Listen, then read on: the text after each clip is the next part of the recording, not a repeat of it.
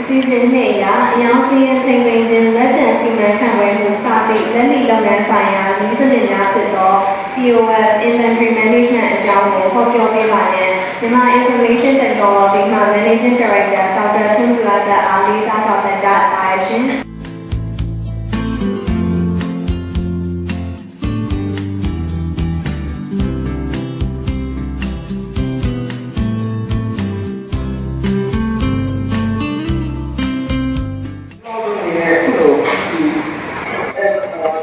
ကျွန်တော်ဒီနေ့ဆောင်ရွက်မှာပြသခဲ့တဲ့အတွက်ဒီအမှန်ရဲ့ဒီ executive policy နဲ့ဆက်လာတဲ့ဒီကအားလုံးကိုဒီစိတ်ကြောင့်ပြောကြရတော့ဒီနေ့ကျွန်တော်ပြောမယ့်တောင်းဆိုရတော့ဒီ ICT solutions for retail ဒီကတော့ ICT ပညာကိုလည်းတော့သုံးပြီးတော့ကျွန်တော်ဒီအရောင်းဆိုင်မှာဒီလိုဖတ်ပြီးတော့ပြောရတဲ့ဆိုတဲ့တောင်းဆိုဖြစ်ပါတယ်ကျွန်တော်ဒီနေ့အချိန်နဲ့ဒီနေ့ကတော့ဘာမှမဆုံးကျွန်တော်လည်းကျွန်တော်ဖွဲ့စည်းတဲ့ business တွေဖြစ်ပါတယ်ဒီကျွန်တော်တို့ဒီ retail business နဲ့ IT ရဲ့ဆက်ဆက်မှုကိုကျွန်တော်ရှင်းပြချင်ပါတယ်ဒီ retail business မှာကျွန်တော်တို့ဒီရောင်းတဲ့လုပ်ငန်းတွေမှာအခြေခံကြရတယ်ဆက်လက်ဖြစ်တဲ့ POS sales နဲ့ကျွန်တော်တို့ဒီ PCC နဲ့ inventory management ကိုရှင်းပြချင်ပါတယ်ဒီနောက်နိုင်ငံကပြောင်းနေတဲ့ trends တွေလည်းရှင်းပြချင်ပါတယ်ဒီတော့ Facebook ကိုကိုယ့်ရဲ့ donation ကိုလည်းကိုပြောင်းလဲခြင်းရှိတယ်ကိုပြောင်းလဲရမယ်ဆိုရင် way forward ကိုရှင်းပြချင်တယ်ဒီကို conclusion ရှိတယ်တော့ကျွန်တော်ဆိုကျွန်တော်လည်းကျွန်တော်ရဲ့ဒီကြား set ပြီးပါလိုက်ပြ97ဆိုတော့16ဖြစ်ရှိတယ်ကျွန်တော်စပြောင်းလဲတဲ့အချိန်မှာကျွန်တော်ပြပါသေးတယ်ပထမဆုံးကတော့ retail ရှိပါဒီမှာ fair price ကျွန်တော်အဲ့တော့ holding ကိုဥပ္ပါယပါဖြစ်တာကျွန်တော်ရဲ့ပထမဆုံး software ဖြစ်တာပေါ့ကျွန်တော် IT software course ကိုရောင်းခဲ့အခုဒီမှာတော့ IT ကဒီ panel နဲ့ကျွန်တော်တန်ဖိုးကိုကျွန်တော် software ရေးပေးပါတယ်ဒီမှာလည်းအဆုံးတာရေးပေးပါတယ်ဘာလို့ဆိုတော့ CD ဒီမှာ express ရောင်းပါတယ်ဒီချိန်မှာကျွန်တော်ဒီ CD promotions စာရှင်း ABC ကျွန်တော်ဒီ FLD မှာ party တွေကိုကျွန်တော်video စာရှင်းတဲ့ press တွေအဲ့ဒါကျွန်တော်ဘာမှမလုပ်ဘူးကျွန်တော် software ကိုပါပြတာရှိတယ်အဲ့ဒါလေးဒီကတော့ဆက်ဆက်ရှားတော့ပုံစံရှိတာကျွန်တော်ကဒီ industry 6ခုမှာကျွန်တော် software ရေးပြီးတယ် MIT ကျွန်တော် software ကိုအများကြီးချိန်များစွာပြကြတယ်တခြားကျွန်တော်တို့ဒီ Microsoft SAP Oracle ရဲ့ partner ဆက်ဖြစ်ပါတယ်ဒါတော့ကျွန်တော်ဒီနေ့ MIT ကျောင်းဖြစ်တာကျွန်တော်ဒီနေ့ခေါင်းစဉ်ကတော့ retail business ပေါ့ကျွန်တော်ဒီ definition ရှာကြည့်တယ် retail ဆိုတာဘာလဲဒီ retail ဆိုတာကျွန်တော် definition set လုပ်ပြီးဘောချဆိုတော့ it's a segment where products and services meet the consumer of ကျွန်တော်တို့ထုတ်တဲ့ထုတ်ကုန်ပစ္စည်းနဲ့ဝန်ဆောင်မှုတွေရတယ်စားဖို့တွေတွေ့တဲ့နေရာကိုချိန်ပြီးပြောတာ supply chain ရှောက်လို့နောက်ဆုံး segment ကိုဒီလိုဒီမှာကျွန်တော်ပုံမှန်ဆိုလို့ရှိရင်ဒါဒီကတရား product ရှိရောင်းပစ္စည်းရှိတယ်စားသုံးမှုရှိဒါကိုသိစေပြီးတဲ့နောက်ဆုံးဖြစ်တယ်ဒီချိန်ဖြစ်တယ်retail business ကတော့ရှိတယ်ဒီလက်ဒီရောင်းချတဲ့လုပ်ငန်းတွေတော့ကြီးနေဆိုတော့ကျွန်တော်တို့ပြောရတာပါဒီခုကျွန်တော်ပတ်ပြပါတယ် ICT ပေါ့နော်ကျွန်တော်တို့ဒီ industry classification view or benchmark ကပြထားတာကျွန်တော်တို့စေးရောက်တာရှိတယ် food စားတော့ရှိတယ်အဲ့တော့ clothing တွေ website ရောက်တာရှိတယ် broadline general အားလုံးရောက်တာရှိတယ် soft improvement သူနိုင်ငံမှာကျတော့ကျွန်တော်အင်ကိုပြတဲ့ business ကလည်းကျွန်တော်တို့ကကြည့်တယ်အဲ့တော့ကျွန်တော် specialized consumers specialty စဖြစ်ရှိတာကျွန်တော်ကကြည့်တဲ့အခါမှာလည်းကျွန်တော်ဒီမှာလည်းအမှားရပါလေ different classification ကရှိတာပြရတယ်ဒီretail ကြောင့်ဆိုရင် retail မှာရှိတဲ့ top retail ရှိတော့အားလုံးပြတယ်ဒါမှာရှိတဲ့ family ဆက်ခုကြအောင် discount ကြည့်လို့ရှိရင်နံပါတ်1က retail ကြည့်တယ် Walmart ကြည့်Walmart is one of our companies that is allocated the annual revenue 469 billion. ဒီကတော့များလဲဆိုဗမာပြည်လုံးရဲ့ထုတ်ကုန်ကျွန်တော်က60 billion ရှိတယ် So we can be critically clear. The outfit, we might have said, 现在一个是，然后就差 context 是这样的是，第二个1.2 billion 是要好1.2 billion 是要，然后你看到是，然后这个当数的，这个当数的，这个当数，应该那是我前面这个一样的，这个看到一样。这个当数我看一下，这个当数他们俩是这样的1.6。And this is an easy result in any kind of output, total output, then output which is this. 然后这个出价的呢，Amazon 的稍微的产品，这个出价产品，洋产品，online 品，这些洋的产品，老许的时候，我们那个这到了这样超市口去。他们要那个一个产品，对吧？他们要的，这是个产品，这样拿去炒，这道呢，这样拿去炒，然后在这个把它做的时候，一定必须是不可以是这个来说的话，就一接地，然后这些产品他们我们是消费者一方面是，然后他们说我这样我立马产品吧。放哪里去吧？我看到了，我就是个烧死的地方。besides the technology that we take this as the mathematical data, the development globally, that is the success. We did this is one challenges young compare African students, product complexity. Young China this year should be taken. 他这边为他那为那样的，有东西，这嘛就这个事情就不起来。supply chain challenges，但是因为干嘛不塞纳 stock， 也是不办法。那 supply chain 是做的我们是不办法的。sales complexity， skill complexity， 三级嘛，这些样的，我已经样的，一样的是样的一样的。business process. Business for local skilled professionals complex business process solution. Complex scientific competition.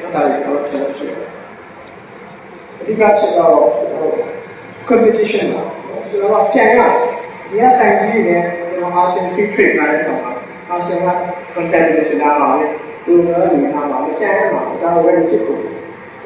在山区里面，在山东北部嘛，你现在山区里面，competition 然后我们 operation 呀，我们需求是哪些是吧？少是什么？老是是吧？这个，这啥地方？是股的高位啊 ，price control。这个话就 price 感就是。这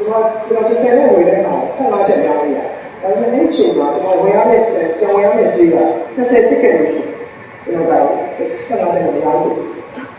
price update 我们预计的 price control， 一定是要预计的，而且 inflation 压力 ，import 是压力刚是 fluctuation 比，然后也 selling price 这个基本的。就是来讲的，就是那我们不能让它社会上来这样拿钱也好。但是你也讲这些东西呢，也进入要懂很多事情。方便的，声音有教，声音他的一些教有系统。在一方面是 force， 轻分压力的可能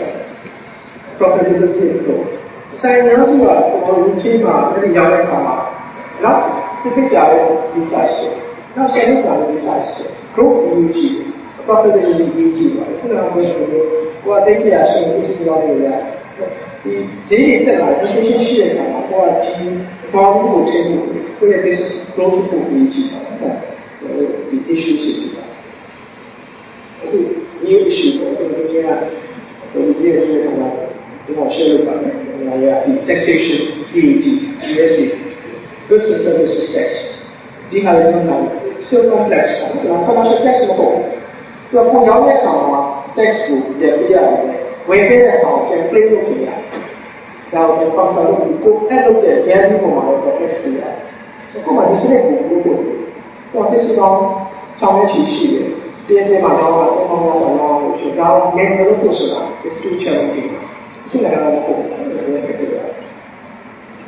တော့ retail business ကြောင့်လည်းလို့ရှိရင်အားရှိ e-commerce ဝင်လို့လာတယ်။တကယ် fundamental ကျတဲ့အတိုင်းတော့ဒီနေ့တော့ concept ဖြစ်ပါတယ်။ one of things အကြောင်းကြီး။ရောင်းတော့တော့ inventory management ခုနကရှိတဲ့စီထိတယ်။ဆိုတော့ဒီတော့ဒီ comment question ကို inventory stock ပါပေါ်လို့ဆိုပြီးgeneral stock ဆိုတာရောင်းတဲ့စီကို stock ကိုခေါ်တယ်။ inventory က raw materials ဆိုတော့ work in progress အားလုံးပါ more complex.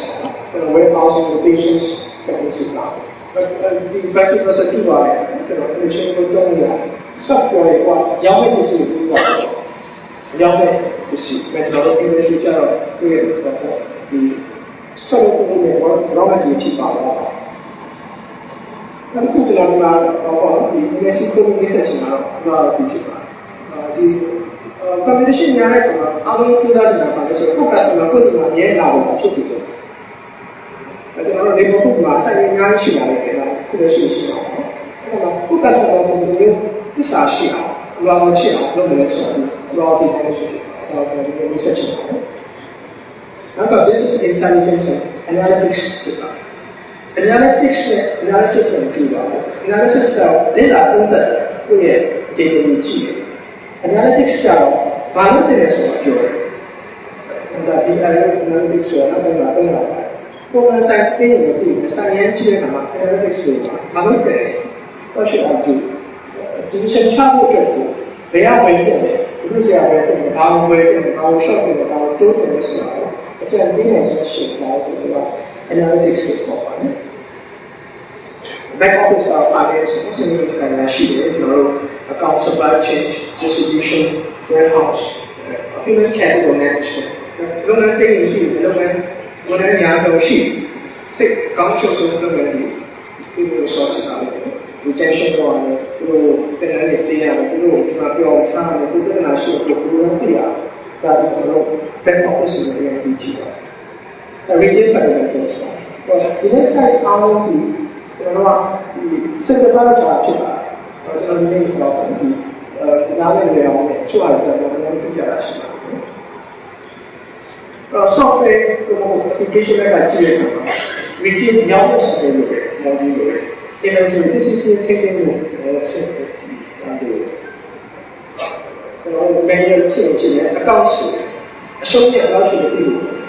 လိုလည်းမှာအရှုံးနဲ့လောက်ရှိတယ်ဒီလိုရှိတယ်စင်ပြီးတော့ back office ကိုလည်းကျွန်တော်က retail ဆိုရင်ကိုရောက်တဲ့ကျွန်တော် retail ပုံမှန်တော့ question တော့ရောက်တာအချို့ question ကတော့ business ဖြစ်တယ်ဒီကမှာကျွန်တော် SOP sales order processing တို့ပါလေ manufacturing distribution ရှိတယ်အဲ့တော့ဒါက loyalty ပါဒါကကြည့်နောက်တော့ကျွန်တော်ဒီရှိတယ် business intelligence နော် analytics ရှိတယ် on top မှာ e-commerce ရှိတယ် B2C ရှိတယ် business to consumer နော်ဒီစာသုံးသူဓာတ်ရောင်းချတာရှိတယ်တော့မဟုတ် company တွေ corporate တွေရောင်းတဲ့ B2B ရှိတယ် business to business ရှိတယ်အကြမ်းမြင့်ကျွန်တော်ဒီနေ့ပေါ့အင်ကိုတည်သွားစေချင်တာတော့ retail post နဲ့ဒီ inventory ပေါ့နော်ကျန်တဲ့ဟာတော့ကျွန်တော်တို့ကပေါ့နည်းနည်းစီးခိုးတဲ့သဘောပါပဲဒီကျွန်တော် sales ကိုအရင်ပြောကြည့်အောင်ဒီမှာရှိတဲ့ retailer ဆိုတော့ကျွန်တော်တို့ကလုပ်ငန်းရှင်အများစုဒီကျွန်တော်ထက်ပိုသိမှာပါ sales ကြောင်းsales နှစ်မျိုးရှိပါတယ် sales ရဲ့ promotion နှစ်ပိုင်းရှိပါတယ်ကျွန်တော်ရောင်းတယ်နောက်ကဝယ်ကျင်အောင်ဆွဲဆောင်ခြင်းတယ် promotion နော်ကျွန်တော်ပစ္စည်း gift ပေးတာဖြစ်မယ်ကျွန်တော်ဈေးလျှော့ပေးတာဖြစ်ဆွဲဆောင်ခြင်းတယ်သူတို့ sales returns ရောင်းတယ်ပြန်ကျွန်တော်တို့ကဒါပေးရရှိတယ်နော်ပစ္စည်းပြန်လာလဲတာရှိတယ် exchange လုပ်တာရှိတယ် payment and receipts နော်ပတ်စံရှင်းတာရှိတယ်တခါတလေနော်ပတ်စံကျွန်တော်တို့ထုတ်သွင်းတာရှိတယ်cash balancing စင်ရင်ကိုက်မကိုက်ပေါ့နော်အဲ့တော့တချို့ကတော့ကိုယ်တိုင်မိသားစုလုပ်ငန်းဆိုလို့ရှိရင်တော့ထင်တယ်ဟာပတ်စံဒါအရေးမကြီးကိုယ်တိုင်ကြီးတယ်ပေါ့နော်အခုကျွန်တော်မေးလို့ရတယ်အခုဒီချိန်မှာ seminar လာတက်နေတဲ့အချိန်မှာကိုတရားကိုတွဲခဲ့ရမှာပဲနော်အဲ့တော့ဒီပေါ့ဒီကျွန်တော်တို့ဒီ balance and control ရှိဖို့လိုတယ်နေရာတိုင်းမှာကျွန်တော်တို့ cash ကဒါနိုင်ငံခြားမှာလည်းကျွန်တော်အများတွေ့တယ်ဒီ fraud case တွေနော်ဒီ cash မှာဒါတက်က comment ဖြစ်ပါနောက်က sales analysis ဘာတွေရောင်းအောင်လဲဘာတွေမရောင်းအောင်လဲနော်ဒါတွေသိဖို့ဒါတော့ sales ရဲ့ basic ဖြစ်ပါတယ်sales ဆိုပြောရင်ကျွန်တော်တို့ပုံမှန်တော့ဒါ computer တစ်လုံးရှိနေကျွန်တော်အရောင်းလုပ်တယ်သူဘာလုပ်ရလဲဆိုတော့ပုံမှန်ကျွန်တော်တို့ကဘာပစ္စည်းရောင်းလဲဆိုတော့ကျွန်တော်ကုတ်တော့မဟုတ်ဘာကုတ်ဆိုတာရိုက်ထည့်တာဖြစ်ရင်ဖြစ်မယ် keyboard ကနေပြီးတော့ဘာကုတ်ဖြစ်ရင်ဖြစ်မယ်ကျွန်တော်ကဖတ်ထည့်ရတယ်ပြီးတော့ဝယ်သူသိပြနေကျွန်တော်ကဒီပစ္စည်းဘယ်သူဝယ်ရလဲဆိုသိဖို့လိုတဲ့အတွက်သူ့ရဲ့ member card ဖြစ်ရင်ဖြစ်မယ်သူ့ရဲ့ card တစ်ခုကျွန်တော်လုပ်မယ်သူ့ရဲ့နာမည်လုပ်မယ်တစ်ခုခုမှတ်ပုံလုပ်မယ်ဒါနံပါတ်1 first step ပေါ့နော်အဲ့ဒါသိတဲ့အခါမှာကျွန်တော်ကဒီပစ္စည်းကိုဘယ်လောက်ရောင်းအောင်မလဲဆိုတော့ computer စဉ်းစားတယ်အဲ့ခါမှာ promotion ကိုကြည့်တယ်ပုံမှန်ဈေးကဘယ်လောက်လဲဒီ customer ဆိုကျွန်တော် VIP သူကကျွန်တော်တို့ရဲ့ member ကျွန်တော်ဘယ်လို short ရောင်းပေးမှာလဲနော်ဒီပစ္စည်းကမိုးရတဲ့ကြာရင်ဈေး short ရောင်းတယ်နော်ကျွန်တော်အဲ့ဒါကိုကျွန်တော်တို့ကဒီ promotion အဖြစ်ဘယ်လိုလုပ်မှာလဲရောင်းပြီးသွားတဲ့အချိန်မှာပစ္စည်းကိုနှုတ်ဖို့လိုတယ် inventory လက်ကျန်စင်းဟာကျွန်တော်တို့ကတစ်ခုရောင်းရင်တစ်ခုနှုတ်ဖို့လိုတယ်10ခုရောင်းရင်10ခုနှုတ်ဖို့လိုတယ်ပြန်လာအယောင်ပြန်လို့ရှိရင်ကျွန်တော်ဒါကိုပြန်ပေါင်းထည့်ဖို့လိုတယ်ဒါလုပ်ပေးရပါတယ်တစ်ဘက်က customer ကို receipt ပေးရတယ်နော်အခုချိန်မှာ receipt ကမှပေးစရာမလိုဘူးပြောရင်ပြောမယ် tax လာပြီဆိုတဲ့ခါမှာဒါမပေးလို့မရတော့ဘူး every sales မှာ unique transaction reference ရှိဖို့လိုတယ် tax ကိုပြောရင်ကျွန်တော်တို့ကပေါ့အများစုကကိုယ်နဲ့မဆိုင်ဘူးလို့စတာပေါ့နော်ကျွန်တော်မြင်တာတော့ taxation က inevitable ရှောင်ခဲလို့မရပါဘူးဗျိုင်းလို့ပေးလို့ရှင်တော့ fair ဖြစ်တာပေါ့နော်10ယောက်မှာ9ယောက်ကမပေးပဲကျွန်တော်ကြောက်ထည့်ပေးရတယ်ဆိုလို့ရှိရင် is unfair ပေါ့နော်နံပါတ်1ပေါ့နံပါတ်2ကကိုကကျွန်တော်တို့ချုပ်နိုင်ငံမှာတော့ VAT GST ကျွန်တော် register လုပ်ရတယ်လုပ်တဲ့အခါမှာ benefits ရတယ်ဘာရလဲဆိုတော့ကိုဝယ်တဲ့အခါမှာအဝယ်ထဲကနေပြီးတော့ဒီ tax ကိုပြန်နှိမ်လို့ရတယ်ဒါတို့ rebate ရှိတယ်ကျွန်တော်တို့ခေါ်တော့ taxation term ကတော့ input tax နဲ့ output tax ရှိတယ်နော် input tax ကဝယ်တဲ့အခါမှာကိုပေးလိုက်ရတယ်ကို100ဝယ်100ထဲမှာ tax ပါတယ်ရောင်းတဲ့အခါမှာကို200နဲ့ရောင်းတယ်ပေါ့200ထဲမှာကျွန်တော် tax ပါတယ်ဒီနှစ်ခုကိုခြားငါပြီးမှကို add လုပ်တဲ့ value ပေါ်မှာပဲ tax ပေးရတယ်တော့ tax ကကျွန်တော်တို့ဖြစ်ပါတယ်တော့ကို tax register ဖြစ်ရင်ဘာဖြစ်လဲဆိုတော့ကျွန်တော်တို့ကကိုယ့်စီက company ကြီးတဲ့မဝယ်ခြင်းဘာလို့မဝယ်ခြင်းလဲဆိုတော့ tax claim လုပ်လို့မရအောင်ကိုက distributors ကို tax register မဟုတ်ဘူးကိုယ့်စီကကျွန်တော်တို့လုပ်ငန်းကြီးတွေဝယ်တဲ့အခါမှာ tax claim လုပ်လို့မရအောင်ဒါတွေဖြစ်ပါတယ်နောက်တစ်ခုကကျွန်တော်တို့ဒီ system သုံးရဆိုတာဒီ computer software သုံးရဆိုစနစ်တစ်ခုကိုယူတာပါ automation လုပ်နေတဲ့ဟာကို automatic ဖြစ်အောင်လုပ်တာမဟုတ်ပါဘူးစနစ်ပြောင်းတယ်လို့ကျွန်တော်ခေါ်ပါတယ်ဒါကြောင့်ဒါကို system လို့အများစုခေါ်ကြတယ်စနစ်တစ်ခုပါစနစ်တိုင်းမှာ best practice တွေပါလာပါတယ်တချို့ company တွေရှိတယ်အရင်ဆေးကြည့်တယ်ဒေါ်လာတန်းနဲ့ချီတဲ့ software တွေဝယ်ကြတယ်ကျွန်တော်တို့ဘာကြောင့်ဝယ်လဲစနစ်ကိုလိုချင်လို့ပါကိုလုပ်နေတဲ့ process ကို automatic ဖြစ်အောင်လုပ်ဖို့မဟုတ်ဘူးဘယ်လိုလုပ်အောင်မလဲဆိုတာသိချင်လို့ကျွန်တော်တို့ခေါ် best practice လို့ခေါ်ပါတယ်ဒီ industry မှာအကောင်းဆုံးဘယ်လိုလုပ်အောင်မလဲ practice ရှိတယ်ဒါကိုကျွန်တော်တို့ပြောပါတယ်POS ရောင်းလို့ရှိရင်တော့ shortcut ပဲ sales မှာအများဆုံးချိန်ပဲရောင်းတယ်ပတ်စံလက်ခံရရှိတယ် stock ကိုနှုတ်တယ်တစ်ချိန်ထဲမှာ3ခုဖြစ်ပါတယ်ကျွန်တော်ရောင်းပြီဆိုတော့ဒီပစ္စည်းတစ်ခုရောင်းတယ်ကျွန်တော်ပေါ့အရောင်းဖြစ်ပြတယ်ကျွန်တော်ပေါ့ဒီပတ်စံ receipt ရတယ်လုပ်ငန်းကြီးတွေမှာကျတော့ retailer ပဲသူကတော့တကယ် consumer မဟုတ်ဘူးကျွန်တော်တို့က business ကိုရောင်းလို့ရှင်ကြတော့သူကကိုယ်ရင်းမှာတယ် sales order လာတယ်ပစ္စည်းပို့တယ်ပစ္စည်းရောက်မှ DO ပြီးမှသူ invoice ထုတ်တယ်ပြီးမှကျွန်တော်တို့က receipt ပတ်စံလက်ခံရရှိတယ်ဒီ receipt ကိုဒီ invoice နဲ့ပြန်ပြီး allocation လုပ်ပေးတယ်ဒါ proper procedures ပေါ့နော် B2B သွားရင်ကျွန်တော်တို့က SOP လုပ်ကြတယ်ဒီကပေါ့ဒီတချို့လုပ်ငန်းတွေကမဟုတ်ဘူးကျွန်တော်က DO ရင်ပေးတယ် invoice ရင်ပေးတယ်ကျွန်တော်တို့အကြံပေးတာတော့ best practice ကိုယူပါ industry ကို change လုပ်ပါဒါမှကျွန်တော်တို့ကဒီပေါ့အားလုံးကစနစ်တကျဖြစ်သွားမှာဖြစ်ပါတယ်အဲ့တော့ဒါတော့ဒီ nature တော့မူတည်ပါတယ်အဲ့တော့ POS မှာကျွန်တော်က sales receipt stock ပါတယ်နော်ဒါပေမဲ့ကျွန်တော် standard procedure ကိုပြောတာပါဟောကျွန်တော် consignment ဆိုလို့ရှိရင်တူချင်းမှတူပါလိမ့်မယ်နောက်တစ်ခုက selling price ပေါ့နော်နောက်ခုနကကျွန်တော်ပြောခဲ့ပြီးပါပြီကျွန်တော်တို့ဒီရောင်းစည်းသတ်မှတ်တာအရေးကြီးတယ်ရောင်းစည်းပေါ့အသက်မှတ်မှားလို့ရှိရင်ပစ္စည်းကတော့ရော့သွားတယ်ကိုကတော့ပတ်စံကင်ပြီးတော့ပြောနေတယ်တကယ်တော့ကိုကရှုံးသွားတာမသိလိုက်ဘူးဖြစ်နိုင်ပါတယ်အဲ့တော့ကိုကအမြဲတမ်း last purchase cost ကိုသိဖို့လိုတယ်ရောင်းတဲ့အချိန်မှာ at the point of sales မှာဒီပစ္စည်းကိုပြန်ဝယ်ခဲ့လို့ရှိရင်မဝယ်သေးဘူးเนาะပြန်ဝယ်ခဲ့လို့ရှိရင်ဘယ်လောက်ဖြစ်မလဲဆိုတဲ့ဈေးကိုသိဖို့လိုတယ်ဟုတ်ကဲ့ supply chain မှာချိန်ထားဖို့လိုတယ်ကိုယ့်ရဲ့ supply ရောဈေးပြောင်းရင်ကျွန်တော်အကြောင်းကြားပါ contract ကိုကျွန်တော်တို့ပို့ပြီးတော့ hash လုပ်ဖို့လိုတယ် foreign currency ဝယ်ခဲ့တော့100ပဲခုလည်း100ပဲ US rate ကပြောင်းသွားတယ်တက်သွားတယ်ကျသွားတယ် ကိုတာကိုကျွန်တော်တို့ကအပြတ်ဆုပ်ဖို့လိုတယ်အခုနောက်ပိုင်းမှာကုန်တိုက်ကြီးတွေမှာတွေ့မှာတခုကကျွန်တော် price ကိုမကတ်တော့ဘူးအမြဲပြောင်းနေတယ်မကတ်ဘာကုတ်ပဲရှိတော့တယ်ဒါမှမဟုတ်ဒီမှာ label လေးတစ်ခုရှိတယ်ပြောင်းနေတာ price ကအမြဲပြောင်းနေလို့ပြောင်းနေဆိုတဲ့အခါမှာတချို့ကပေါ့နော်ဒီဘာကုတ်ကိုပြန်ဖက်ပြီးတော့ကြည့်လို့ရတယ်တန်းကြထားတာပေါ့နော်ဈေးတုံးတစ်ခုနောက်တစ်ခုကပစ္စည်းရှိလားမရှိလားပေါ့နော်ကျွန်တော်ကမီးဆိုင်တွေရောင်းနေပေါ့နော်အဲ့ဒီခါမှာကျွန်တော်ကဒီမီးကြီးတွေရောင်းနေအဲ့တော့ပစ္စည်းတစ်ခုကိုမှားတယ်ဖုံးဆက်မှားတယ်ကိုရောင်းမယ်ပစ္စည်းရှိမရှိဆိုတဲ့နေကုန်တစ်ခုရှိတယ်အဲ့တော့ဘယ်လိုတိုင်းတာလဲဆိုတော့ပုံမှန်တော့လက်ထဲမှာရှိတာ100ရှိတယ်100ရှိပေမဲ့တယောက်ကကိုယ့်စီက20မှားထားလို့ရှိရင်မပို့ရသေးပစ္စည်းကကိုယ့်လက်ထဲမှာရှိတယ်sales order လာခဲ့လို့ရှင်ဒါကိုခြံခဲ့ဖို့လိုတယ်နောက်ကကောဖန်ထားတာရှိတယ်နောက်3ရက်ကြာပစ္စည်းရောက်မယ် PO ခေါ်တယ် POSO ကျွန်တော်ပေါင်းထည့်ဖို့လိုတယ် quantity on hand လက်မှာရှိတဲ့ပစ္စည်းမှားထားတဲ့ပစ္စည်းရောက်မဲ့ပစ္စည်းအားလုံးကိုကျွန်တော်ချိန်ပြီးတော့ဒီ order ကိုလက်ခံတဲ့လက်ခံတဲ့စဉ်းစားတင်ပါတယ်ကျွန်တော် simple business လိုပဲလက်မှာဘယ်လောက်ရှိတယ်10ရှိရင်10ရောက်မယ်လို့လို့မရတော့ဘူးဥတူရမဟုတ်တော့ဘူးကျွန်တော် customer ကို retention လုပ်ချင်တယ် customer ကိုရေရှည်လက်တွဲချင်တယ် customer service ပေးချင်လို့ရှိရင်သူလိုချင်တဲ့ဟာကိုပေးဖို့လိုတယ်ကိုမပေးနိုင်ရင်သူများပေးတော့မှာပေါ့နော်အဲ့တော့ကိုက customer ကို fulfill လုပ်ချင်တဲ့အခါမှာခုနကပြောတဲ့ဒီရောင်းမရောင်းဆိုတဲ့ decision ချဖို့လိုတယ်မဟုတ်ဘူးခင်ဗျာလိုချင်ခုပတ်စံလာပေးထားလို့လို့မရတော့ဘူးသူ block လုပ်လို့ရရမယ်ကိုယ် sales order ခေါ်တာပေါ့နော်sales ဖြစ်တယ် sales order ဒါလုပ်လို့ရရမယ် UM ကျွန်တော် unit of measurement ကိုခေါ်ပါတယ် SKU ဆိုတာ English မှာခေါ်ကြတယ်ကျွန်တော်တို့ stock keeping unit ပေါ့နော် stock ဘယ်လောက်ရှိလဲဆိုတာဒီဟာနဲ့ကြည့်တယ်မကျွန်တော်ကဘူးဖြစ်ရင်ဖြစ်မယ်နော်ဘူးနဲ့ကြည့်တယ်ကျွန်တော်ရောင်းတဲ့အခါမှာကျွန်တော်ကဘူးတဘူးဆိုဘယ်လောက်ဈေးရှိလဲတကတ်တန်ဆိုဘယ်လောက်ဈေးရှိနေဆိုတဲ့ဈေးကွာနိုင်ပါတယ်ဒါကိုကျွန်တော် UM ခေါ်တယ်တစ်ဖက်ကကျွန်တော်တို့ PLU လို့ခေါ်တယ် price lookup ပေါ့နော် industry မှာဒီ term ရှိတယ်ဒီ practice ရှိတယ်ဒါကိုသုံးနိုင်လို့ရှင်ကောင်းတာပေါ့နော်ဒါကျွန်တော် SKU UM အဲ့ခါမှာကို business က complex မဖြစ်တော့ကိုကကဲလို့လုပ်နေတဲ့ manual process အတိုင်းကို automation လုပ်မယ်ဆိုလို့ရှိရင် risk အရင်ရှိတယ်ဒါ automation ပြီးသွားတဲ့အခါမှာကိုကအလုပ်မလုပ်ကိုလည်းမသိဘူးနော်ကိုရဲ့ vendor လည်းမသိဘူးနော်ဒါမျိုးဟာရှိတယ်ကျွန်တော်တို့အကြံပေးတာတော့ best practice တွေကို adapt လုပ်ပါ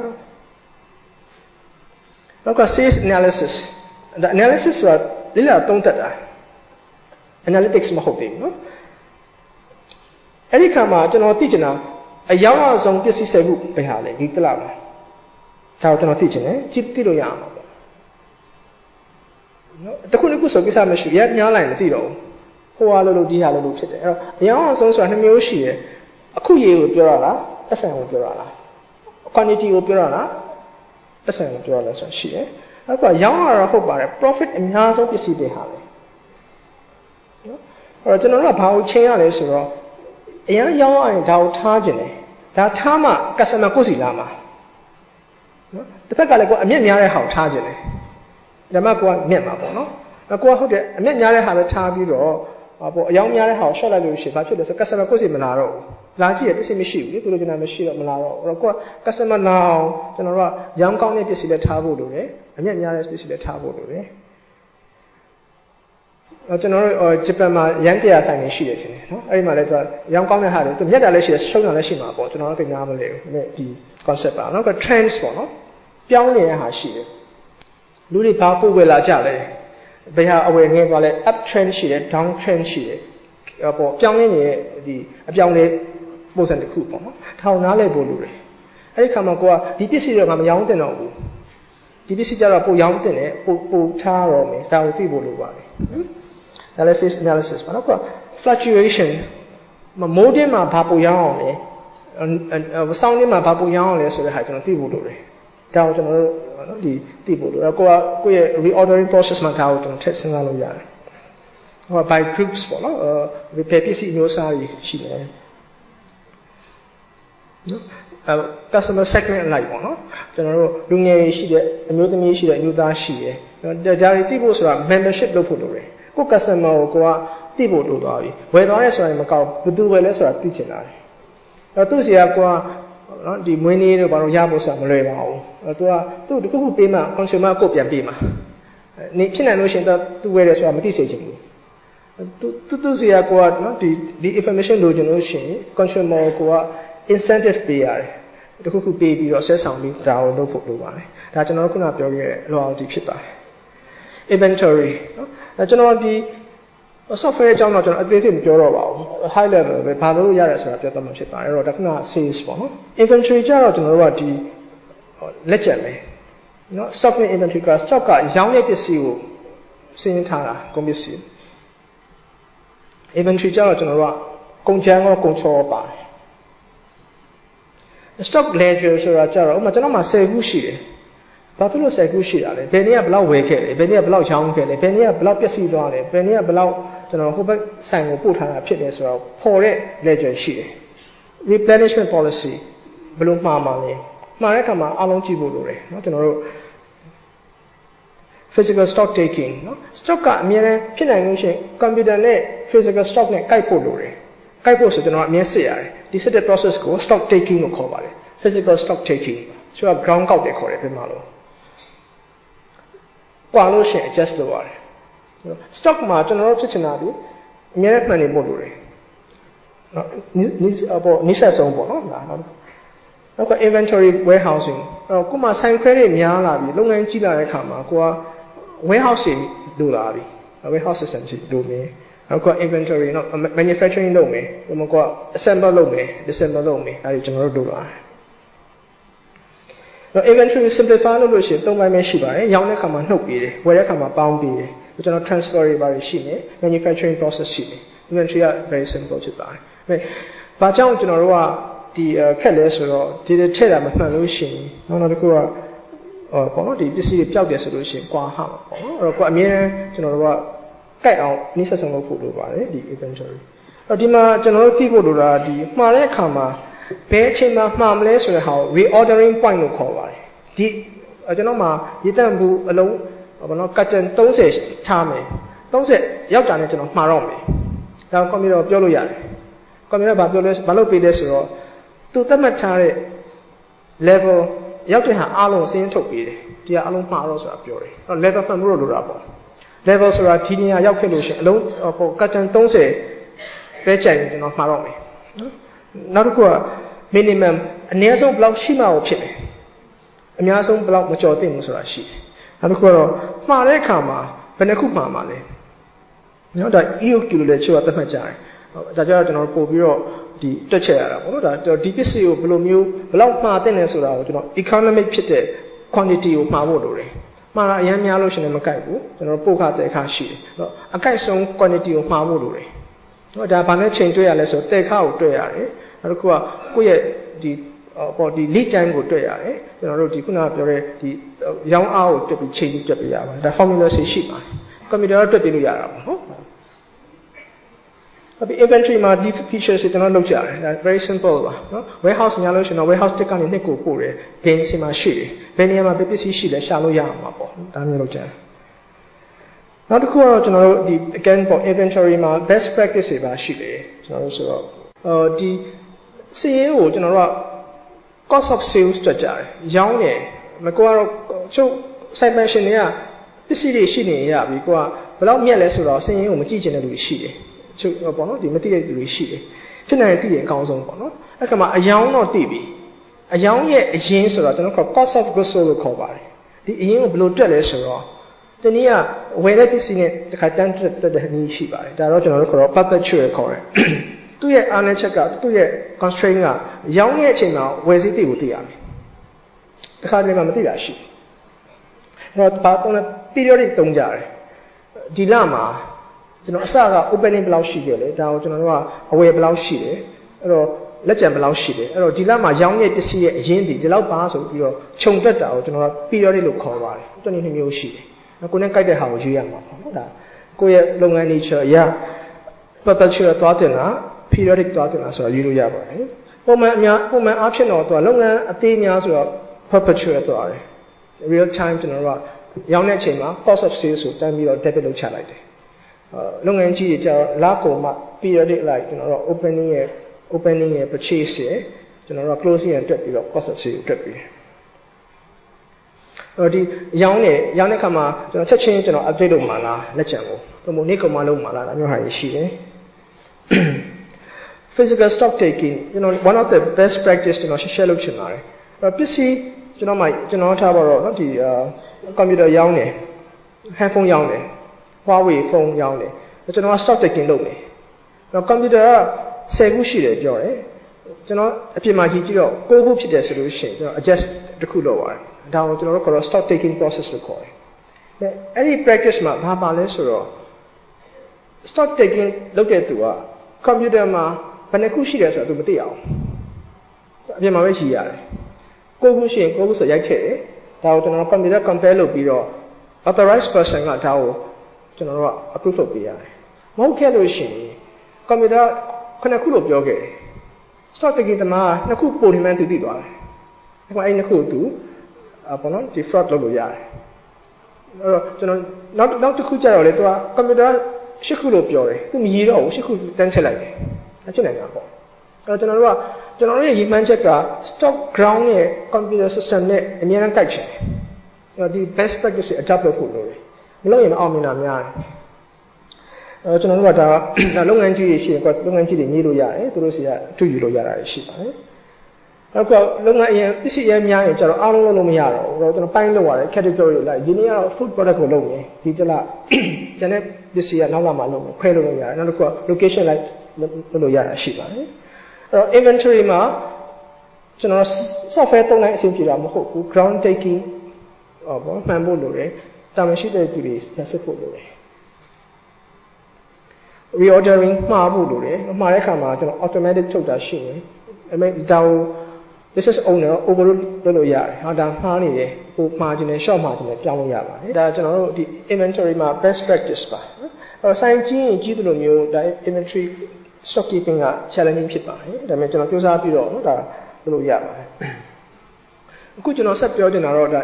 sales နဲ့ inventory ပြင်ကျွန်တော်တို့ CRM လို့ခေါ်တဲ့ loyalty ဘိုင်းကိုကျွန်တော်လည်းငယ်နှိမ့်ဆက်ချင်ပါတယ်loyalty ကတော့ကျွန်တော်တို့တချို့ဒီ CRM လို့ပြောလို့ရှိရင်တော့အရင်ကျယ်ပါတယ်ဒါပေမဲ့တချို့ retail မှာကျွန်တော် CRM ပြောလို့ရှိရင်တော့ loyalty ကိုပြောတာဖြစ်ပါတယ် loyalty မှာကျွန်တော်တို့အဓိက customer intimacy လို့ခေါ်ပါတယ် customer နဲ့ဘယ်လောက်ထိနီးစပ်လဲကျွမ်းကျင်ဖြစ်လဲဆိုတာကိုကျွန်တော်တို့ကဒါလုပ်ပါတယ် retention ထိန်းထားခြင်းတဲ့ customer နော် loyalty program ဆိုတော့ဘာတွေလုပ်လဲဆိုတော့ points တွေပေးတယ် free gifts တွေပေးတယ်နော်လူတိုင်းကမပေးဘူးအဝယ်များတဲ့သူပေးတယ်ဘာဝင်ဘာရရဲဆိုတာပေးတယ် discount တွေပေးတယ်ဒါ loyalty program တွေဖြစ်ပါတယ် membership ကိုတို့လုပ်ကြတယ်ကျွန်တော် discount promotion ပေးကြတယ် redemption rewards ပေးတယ်အဲ့တော့ကျွန်တော်ဒီလမှာ10သိန်းလို့ဝယ်လို့ရှိရင်ကျွန်တော် credit points တွေရတယ်ဒီ points ကိုကျွန်တော် redeem လုပ်လို့ရတယ် gift နဲ့ဖြစ်ရင်ဖြစ်မယ်ကျွန်တော်တခြားပစ္စည်းဖြစ်ရင်ဖြစ်မယ်dollar value ဖြစ်ရင်ဖြစ်မယ်ဒါတွေကျွန်တော်ရှိတာပါလေ cards and mobile တော့ဒီ lifestyle တခုကတချို့လူနောက်ပိုင်းမှာလူငယ်တွေက card ကိုကင်တာသဘောကျတယ်နော် card လေးကိုကျွန်တော်တို့ကဈေးကြီးတဲ့ card တွေတုံးပြီးလှလှပပလေးပေးလို့ရှိရင်သဘောကျတယ်ကျွန်တော်တို့လူငယ်တွေလူကြီးတွေကတော့ရှုပ်တယ်ပြောမယ်တချို့လူငယ်တွေကျတော့ prestige ဖြစ်တဲ့ cards ကိုလုပ်ချင်တယ်နောက်ပိုင်းကျတော့ဒီ card ကပြောင်းလာတယ် physical card မဟုတ်တော့ဘူး mobile phone ထဲမှာကျွန်တော်တို့ smart card ကိုထည့်ထားလို့ရတာရှိပါတယ်ဒါတွေကျွန်တော်ပြောင်းလာတာတွေ့ဒါ CRM မှာCRM ကတော့ကျွန်တော်တို့ဒါ explore လုပ်စေချင်ပါတယ်ကဲလို့ကိုယ့်ရဲ့ business က fundamental ပြီးပြီဆိုတဲ့အခါမှာ CRM ကိုကြည့်ဖို့လိုတယ်နောက်တစ်ခုက BI ပေါ့ဒါလုပ်ငန်းရန်ကြည့်တဲ့အဖွဲ့အစည်းတွေမှာကိုက business intelligence or analytics ရှိဖို့လိုတယ်BI ကိုအကြမ်းပြောရင် know your business ပေါ့နော်ဒါ KYB လို့ခေါ်တယ်ဘယ်မှာတော့ကျွန်တော်တို့ KYC လို့ခေါ်တယ် know your customers BI မှာတော့ကျွန်တော်တို့ KYB ခေါ်ပါတယ် know your customer ကိုသိရမယ်ကိုယ့်ရဲ့ products and services ကိုသိရမယ် up trend လား down trend လားဘယ်ဟာရောင်းကောင်းလဲဘယ်ဟာဒီမှာရောင်းကောင်းလဲဒါကိုသိဖို့လိုတယ်ကိုယ့်ရဲ့ sales ကိုသိဖို့လိုတယ်ကိုယ့်ရဲ့ competitors ကိုသိဖို့လိုတယ်ကိုယ့်ရဲ့ industry ကိုသိဖို့လိုတယ်ဒါ BI လို့ခေါ်ပါတယ် BI တော့ကျွန်တော်တို့ဒီနာမည်ကြီးတဲ့ software တွေကတော့ SAP တို့ကျွန်တော် Oracle တို့ဒီ Microsoft တို့မှာလည်းရှိကြပါတယ်เนาะဒီတချို့ကိုရေးကြတဲ့ software တွေရှိပါတယ်ကျွန်တော် BI နဲ့ပတ်သက်လို့ very interesting story တခုကျွန်တော် share လုပ်ချင်ပါတယ်Target ဆိုတာ one of the top ကမ္ဘာမှာအကြီးဆုံး company တရားမှာပါမယ်ထင်တယ်เนาะ Target က retailer ကြောက်ပါပဲသူက Fortune 500မှာပါပါတယ်သူကဘာ case ကိုဖြစ်ခဲ့တယ်ဆိုတော့2012မှာသူကဆိုင်ကနေအဖေကိုဖုန်းဆက်တယ်ဟောပေါ့သူကဘာလဲဆိုတော့ promotion တွေသွားပေးတယ်သူတကယ်တော့ဘယ်လိုဖြစ်လဲဆိုတော့ဒီဆိုင်မှာ BI system တစ်ခုရှိတယ် ဝယ်တဲ့ pattern ကိုကြည့်ပြီးတော့ဒီလူကို score တွေပြီးတယ်အဲ့ကလေးမလေးတယောက်က pregnancy score မှာပြည့်သွားတယ်သူမှာတဲ့ lotion စီ direct product တခုမှမပါဘူးသူမှာတဲ့ lotion စီ သူ stock တဲ့ vitamin C ကိုကြည့်ပြီးတော့ဆက်ဆံမှသိသွားတယ်သူဒီ pregnancy ဖြစ်နေတယ်ဆိုတော့ score ဘာလို့သူကိုဝင်ရှိတယ်လို့သူသိသွားတယ်ယူဆတဲ့အခါမှာသူကလေးနဲ့ဆိုင်တဲ့ promotion items စီ voucher စီကိုသူပေးတယ်အလကားပေးတယ်အဲ့သူရဲ့ကလေးရဲ့အဖေကဆိတ်ဆိုးပြီးတော့ဆိုင်ကို strong လုပ်ပြီးတော့လာပြီးတော့စူးဆဲပြီးတော့ပြန်သွားတယ်နောက်တစ်လကြာတော့သူဆိုင်ကိုပြန်ပြောတယ်မင်းတို့ပြောတာမှန်တယ်တဲ့ဒီသူ့သမီးကပေါ့ဒီကိုဝင်ရှိနေတာသူကမသိလိုက်ဘူးเนาะအဲ့ဒါ big news ပါ target ပါအဲ့တော့ဘာပြောချင်တာလဲဆိုတော့ data mining ကိုခေါ်ပါတယ် data ကိုကြည့်ပြီးတော့သူကပိုသိတယ်အဲ့မှာတခုတွေ့ရ interesting beer နဲ့ diaper နဲ့ correlation ကိုသွားတွေ့တယ် beer တောက်တဲ့လူတွေက diaper ဝယ်ကြတယ်ဆိုတာသွားတွေ့တယ် diaper ဝယ်တဲ့လူတွေက beer ဝယ်တာဆိုတာလည်းတခုတွေ့ some of the correlation က interesting ဖြစ်ပါတယ်ကျွန်တော်တို့မထင်ထားတဲ့ဟာတွေပေါ့နော်ခုနက case မှာတော့သူက skin lotion နဲ့နှစ်ခုသုံးခုကိုခြုံပြီးတော့သူကဒီ pregnancy score ကသူကမြင့်သွားတာပေါ့နော်ဒီကျွန်တော်လည်းအချိန်ရှိမှဆိုတော့ round up လုပ်ဖို့လိုပါပြီအဲ့တော့ဒီtechnological trends ရှိတယ်ခုနကပြောခဲ့တော့ fundamentals ရှိပေါ့နော် trends ရှိကျွန်တော်ဘာတွေပြောင်းလဲနေလဲဆိုတာကျွန်တော်နည်းနည်း share လုပ်ချင်ပါ retail မှာကျွန်တော်တို့ကဒီပေါ့ကျွန်တော်တခါဆရာတယောက်ပြောတာကျွန်တော်တို့သင်ပေးခဲ့ပြတာရှိပါတယ်ဒီစင်အကြောင်းပေါ့နော်စင်ငယ်တုန်းကစင်ရဲ့ခြေထောက်မှာchain တစ်ခုဆွဲထားတယ်ပေါ့နော်စင်ကယုံတယ်ယုံတဲ့အခါမှာသူကယုံလို့မရဘူးတစ်ချိန်မှာ give up လုပ်လိုက်တယ်မယုံတော့ဘူးစင်ကနေကြာတော့ကြီးလာတာပေါ့နော် when they grown up ကြီးလာတဲ့အခါမှာသူ့ရဲ့ strength ကသူ့ခြေထောက်မှာရှိတဲ့ကြိုးအချိန်မီဖြတ်လို့ရတယ်ဒါပေမဲ့မဖြတ်တော့ဘူးငယ်တော့တစ်ခြားလုံးသူယုံခဲ့တယ်ယုံလို့မရတဲ့အတွက်မလုပ်တော့ဘူးပေါ့နော်ကျွန်တော်ဘာလို့ဆိုလို့ချင်တာလဲဆိုတော့ကျွန်တော်နိုင်ငံက businessman တွေအများစုဒီကြိုးချီခံခဲ့တာခံရတာပေါ့နော်မီးကလည်းမကောင်းဘူး internet ကလည်းအဆင်မပြေဘူး computer တွေကလည်းမကြာခဏပြတ်တယ်မီးကလည်းပြတ်နေတာကျွန်တော်တို့ internet ကလည်းခုချိန်ထိမကောင်းသေးဘူးပေါ့နော်အဲ့တော့ဒီချိန်မှာကျွန်တော်တို့ဒီကောင်းလာတဲ့အချိန်မှာရုံးထွက်ဖို့တော့ကျွန်တော်တို့လုပ်တင်တယ်ဆိုတဲ့အကြောင်းလေးကျွန်တော် message ပေးချင်တာပါအဲ့တော့ဒီ technology အသစ်တွေကိုငါတို့နဲ့မဆိုင်ပါဘူးဒါနိုင်ငံခြားပေါ့နော်လို့မမြင်ပါနဲ့ကျွန်တော်မကြာခင်မှာပြောင်းလာမယ်လို့ကျွန်တော်မြင်ပါတယ်ဒါဟိုအခု telco license ချပေးထားတယ်နော် power နဲ့ပတ်သက်လို့ဒီမှာလုပ်နေတဲ့အဖွဲ့အစည်းတွေအများကြီးရှိရဆိုတော့ဒီအချိန်မှာတော့ဒါကောင်းလာမှာပါခုနကပြောခဲ့တဲ့ SKU stock keeping unit နဲ့ PLU price lookup code စီမှာဘာကုတ်သုံးခဲ့ကြတယ်ကျွန်တော်တို့နော်ဒီဘာကုတ်ကမြန်ပါတယ်ရက်ခဲ့စရာမလိုဘူးဒါမှမကြတော့ကျွန်တော်တို့က F&B တို့ bakery တို့မှာကြတော့ touch ကိုသုံးကြတယ်တပစ္စည်းနေတယ်မြန်ဖို့လိုတယ်ဘာကုတ်ကတ်လို့မရဘူးအဲ့ခါမှာကျွန်တော်တို့က touch ကိုသုံးကြပါတယ်ဒါ trend တစ်ခုပါအဲ့တော့ QR ခေါ်တယ် quick response code ဒါ information အများကြီးပါလို့ရတယ်ဒီဟာတွေသုံးလာကြတယ်အပမာသုံးတယ် advertising သုံးတယ်ကိုယ့်ရဲ့ကြော်ညာမှာထည့်ထားတယ်ဒါကိုဖတ်ရင်တန်းပြီးတော့ online မှာကိုကသူ့ advertise လုပ်လို့ရတာရှိတယ် TV မှာပြတယ်တော့ high resolution ဖြစ်တဲ့အတွက် TV camera လည်းဖတ်လို့ရတယ်ကျွန်တော်ဒီ phone camera လည်းဖတ်လို့ရတယ် very advanced ဖြစ်ပါတယ်ဒါကိုဘယ်လိုသုံးမလဲဆိုတာကျွန်တော်တို့စဉ်းစားကြည့်လို့ရတယ်နောက်တစ်ခုကဒီ RFID ဘာကုတ်လိုမျိုးတော့တဲ့ပြီးဖတ်စရာမလိုဘူး contactless အဝေးကဖတ်လို့ရတယ်ကျွန်တော်တို့ဒီမှာ pet shop ခေါ်လာကျွန်တော်တို့ဒီခွေးရောင်းတဲ့ဟာတွေကြောင်ရောင်းတဲ့ဒိဋ္ဌိဆိုင်တွေရောင်းတဲ့အိမ်မွေးဒိဋ္ဌိဆိုင်ရောင်းတဲ့ဆိုင်တွေရှိမှထင်တယ်ကျွန်တော်တို့တွေ့လိမ့်မယ်ခွေးမှာသူ RFID tag ပါလာတယ်နိုင်ငံခြား import တင်လို့ရှိရင်ငါးမှာပါလာတယ်ကျွန်တော်တို့ဒီ lucky fish တွေထဲမှာသူက chip ပါလာတယ် chip ကိုဖတ်လို့ရတယ်ဒါဒီကျွန်တော်တို့သိထားတဲ့ဘာကုတ်နဲ့တူပဲနံပါတ်တစ်ခုပဲဒါသိရင်ကျွန်တော်ပစ္စည်းကိုသိတယ် serial number ကိုသိတယ် RFID ကဘာမှသုံးလဲဆိုတော့တန်ဖိုးကြီးတဲ့ဟာတွေမှာသုံးတယ်နောက်တစ်ခုကဖမ်းခတ်တဲ့ဟာမျိုးဒိဋ္ဌိဆိုင်လိုဟာမျိုးပေါ့နော်ကျွန်တော်သုံးရတယ်လူထဲမှာလည်းထည့်ကြတယ်ဆရာချုပ်လူတွေမှာနောက်တစ်ခုကကျွန်တော်တို့ perishable goods တွေမှာ label ကတ်ထားရတယ် RFID ဆိုတာ chip ဆိုပေမဲ့ဒီက sticker လေးတစ်ခုပဲကတ်လို့ရတယ်ကတ်စရာလိုတယ်နောက်မှကျွန်တော်တို့ salmon ငါးတွေရောင်းတယ်ဈေးရမ်းကြီးတယ်နောက်ကျွန်တော်တို့အထားသူ့မတက်ရင်ပြည့်စည်သွားတယ်အဲ့ဒီခါမှာကျွန်တော်သူ့ကို track လိုက်ဖို့အတွက်ကကျွန်တော်တို့ကဒီ tracking ကို RFID သုံးလို့ရှိရင်ဘယ်ပစ္စည်းဘယ်နေရာရောက်နေတယ်ဆိုတာကို manual ရွှေ့စရာမလိုဘူးစစ်စံကတည်သူ့ရဲ့ location ကိုရှာလို့ရတယ် sensor တွေကပေါ့နော်နောက်က payment ကျွန်တော်တို့မြန်မာပြည်က very much cash society ပါပတ်စံငွေသားရမ်းသုံးတယ် ကျွန်တော်တို့မိတ်ဆွေတယောက်ကြုတ်လို့တာရှိတယ်ကားဝယ်လို့ရှိရင်ကားတစ်စီးစာပတ်စံနဲ့သွားဝယ်ရတယ်ဆိုတာမျိုးပေါ့နော်အရင်တော့ရှိတယ်အခုတော့ကားစီးကြတော့ပြီနော်အခုအိမ်ဝယ်လို့ရှိရင်တော့ကျွန်တော်ထင်တယ်ကျွန်တော်ကြားတာဟောဗာလေဒလဖက်ကမ်းမှထင်တယ် check စင်နဲ့သွားပြီးတော့ဝယ်ကြတာ cash ပဲကြုံတယ် check ကမရသေးဘူး routine မှာလည်း check cash ပါမယ်အဲ့တော့ card တွေတုံးလာကြတယ်နော် card မှာ bank card contact card တွေရှိတယ် contactless card ထိစရာကျွန်တော်တို့ခု city mart မှာတုံးနေတာရှိတယ်သူတို့ gift cards ပေါ့နော်သူကထိလိုက်လို့ထိုံမဲကျွန်တော်ပတ်စံနှုတ်သွားတယ်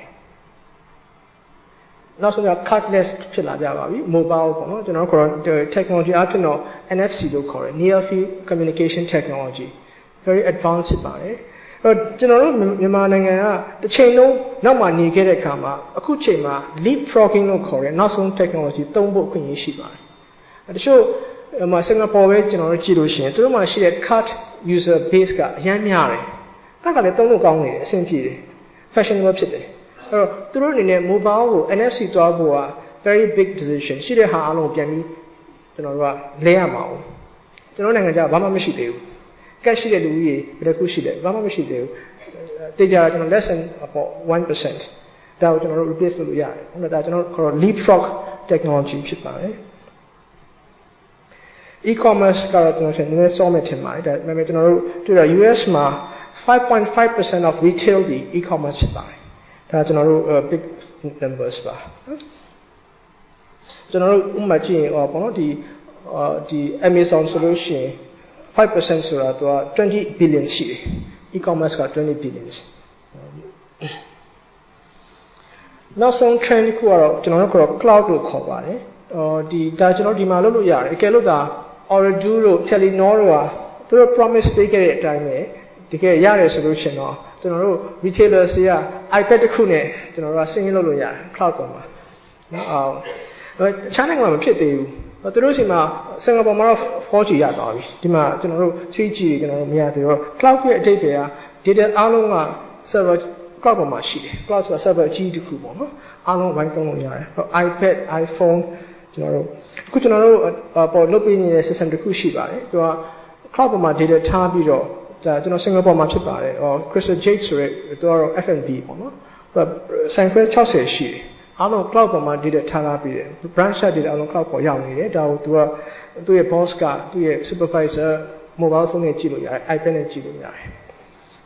တယ်ဒါလည်းကျွန်တော်ဒီမှာတော့ဖြစ်လာမယ်လို့ထင်ပါတယ်နည်းနည်းတော့ solve မယ်ထင်တယ်ဒါကိုကျွန်တော်တို့ခေါ်တော့ software as a service software ကိုကျွန်တော်တို့ကကိုယ်ရုံးမှာ server နဲ့ထားစရာမလိုဘူးကိုယ် device ပဲလိုတယ် service ကိုလုပ်လို့ရတယ် cloud mobile wireless paperless ကျွန်တော်တို့ report ကိုက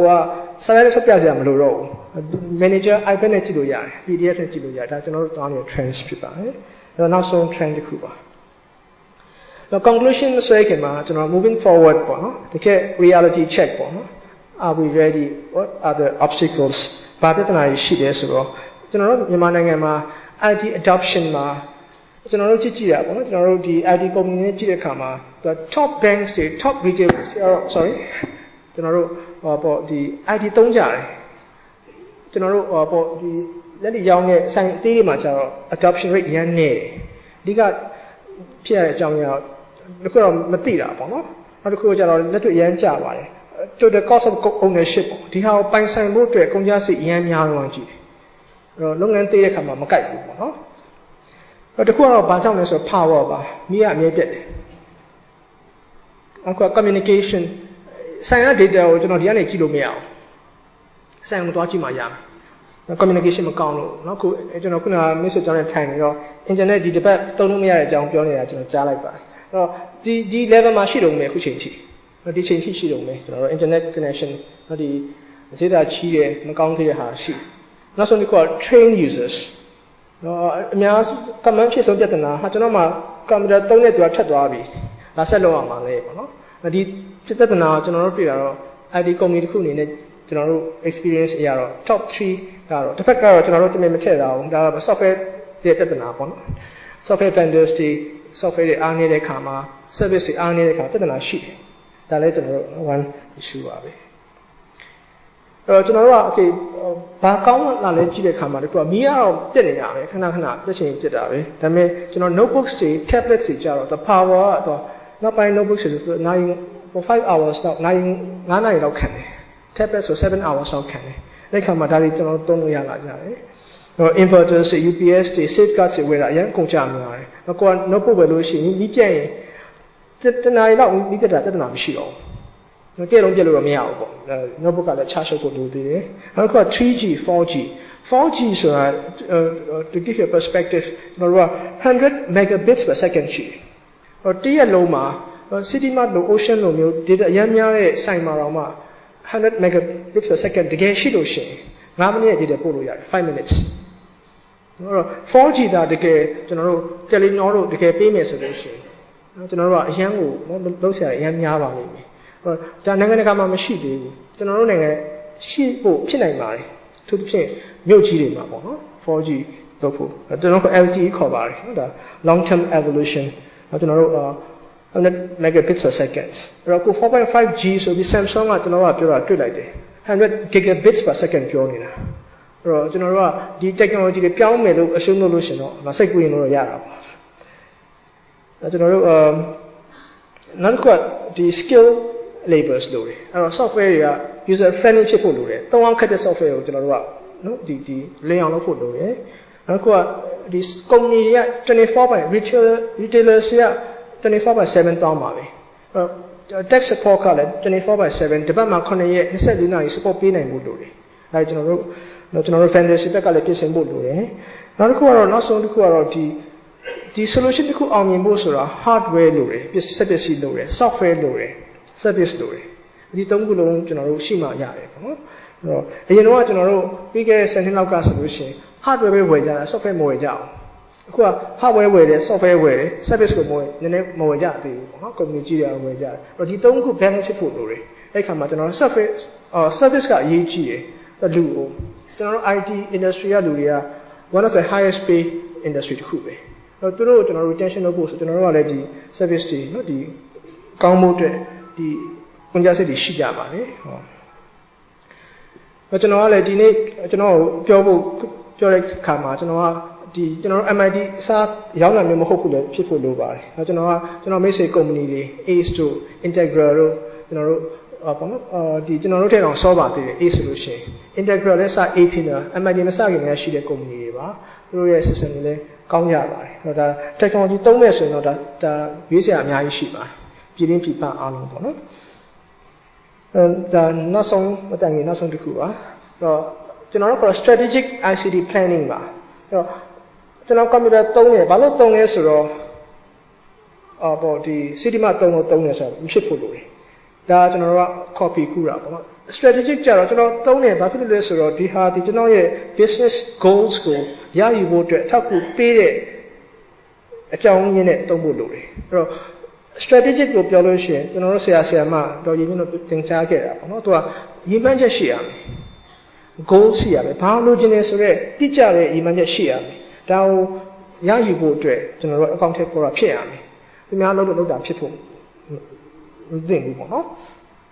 အဲ့ဒီမှာနှစ်ခုရှိပါတယ် competitive necessities နဲ့ competitive advantage ဒီမှာတဲ့တောင်းလုပ်တာကိုကျွန်တော် advantage လို့ခေါ်တယ် competitive advantage ဒီမှာနဲ့ရှင်လို့ရှိရင်မကြံခဲ့အောင်တော့မဟုတ်ကိုပြောက်မသွားအောင်လို့လုပ်တာကိုကျွန်တော် competitive necessity ခေါ်ပါတယ်။ဟောကျွန်တော် band တွေမှာ ATM သုံးတယ်ရလိုက်မရလိုက်ပေါ့နော် communication လည်းမကောင်းသေးတော့မရှိလို့ရှင်မရတော့ဘူး ATM မရှိတဲ့ဘဏ်ကရှိလို့မရတော့ဘူးဒါ competitive necessities ဒီများဘဏ်ရှိရင်ကိုရှိရမယ်မရှိလို့ရှင်မရအောင်အဲ့ဒါရှိလို့ဘာအကျိုးမဲ့ရှိလဲဆိုတော့အဲ့ဒါ advantage မဟုတ်တော့ necessity ဖြစ်သွားပြီအဲ့တော့ business မှာကြည့်ရနှစ်ပိုင်းမှာ necessity လားရှိကိုရှိရမယ်ဟာလားဒါမရှိရင်ကျွန်တော်တို့တော့မရအောင်ပေါ့နော်နောက်တစ်ခုကရှိရင်ကိုကောင်းတဲ့ဟာလားတစ်ခုခွဲဖို့လိုပါတယ်နောက်တစ်ခုကiWake ပေါ့နော်ကျွန်တော်တို့ခေါ်တော့ incredibly well informed customers အရန်တည့်တဲ့ customer ရှိပေါ်လာပြီနောက်ကမှကျွန်တော်တို့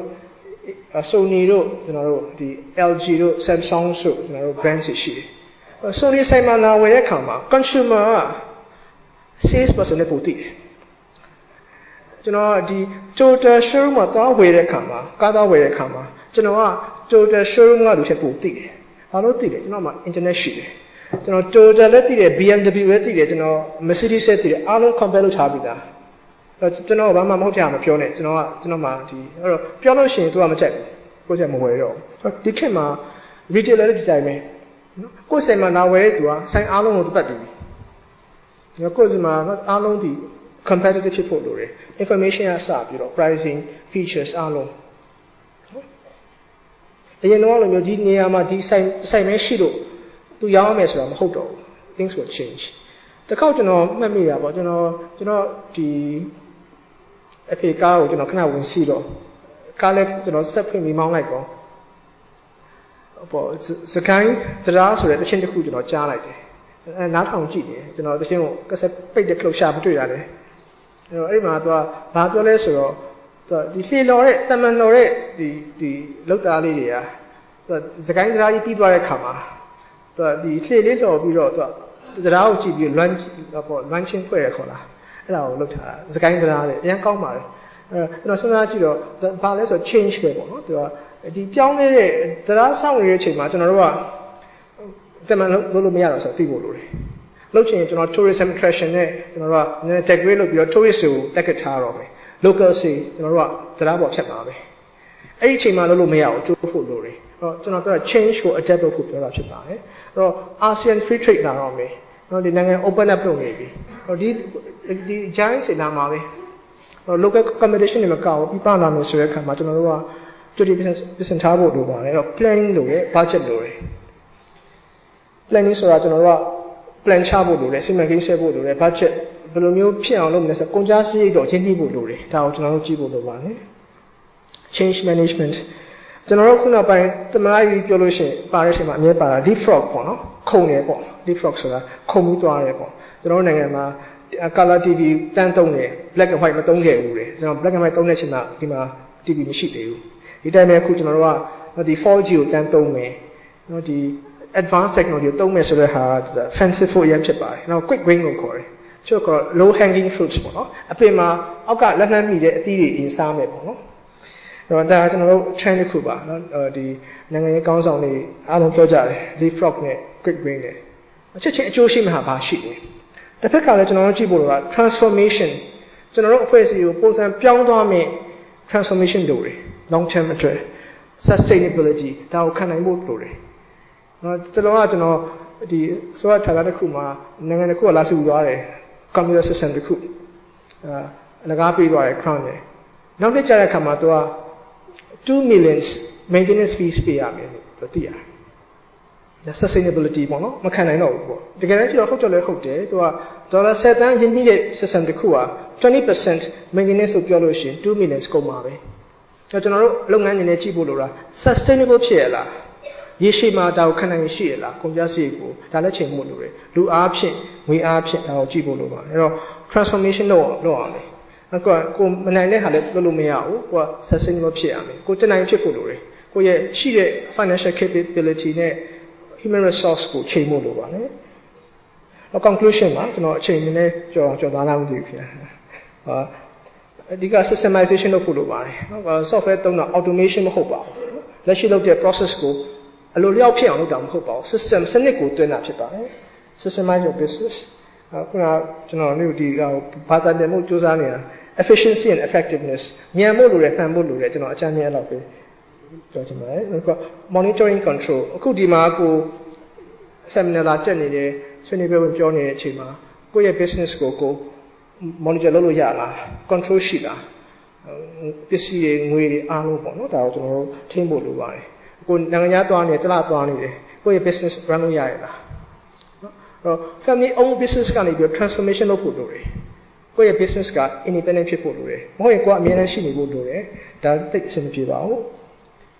နော် real time information နော်ခုနောက်ပိုင်းမှာကျွန်တော်တို့ကဒီ mobile phone ရှိလာတဲ့အခါမှာနေရာတိုင်းမှာကျွန်တော်တို့ information ကိုအချိန်တပြေးညီကြည့်လို့ရပါတယ်နော်ဒီ any 3ခုပေါ့နော် anytime အချိန်တိုင်းမှာကြည့်လို့ရရမယ် anywhere the cloud ကပေးတဲ့ service ပါ anywhere ဘယ်မှမဆိုရရမယ် any device POS ကိုတွားကြည့်စရာမလို iPad ကကြည့်လို့ရမယ် phone ကကြည့်လို့ရမယ် Samsung ကကြည့်လို့ရမယ် Sony ကကြည့်လို့ရမယ် any device ဖြစ်လို့လေနောက်ဆုံးကျွန်တော်တို့ message ကတော့ plan လုပ်ဖို့နဲ့ growth လုပ်ဖို့ပါကျွန်တော်တို့စီမံကိန်းချဖို့လိုတယ်ဒီ growth ရရှိဖို့လိုပါတယ်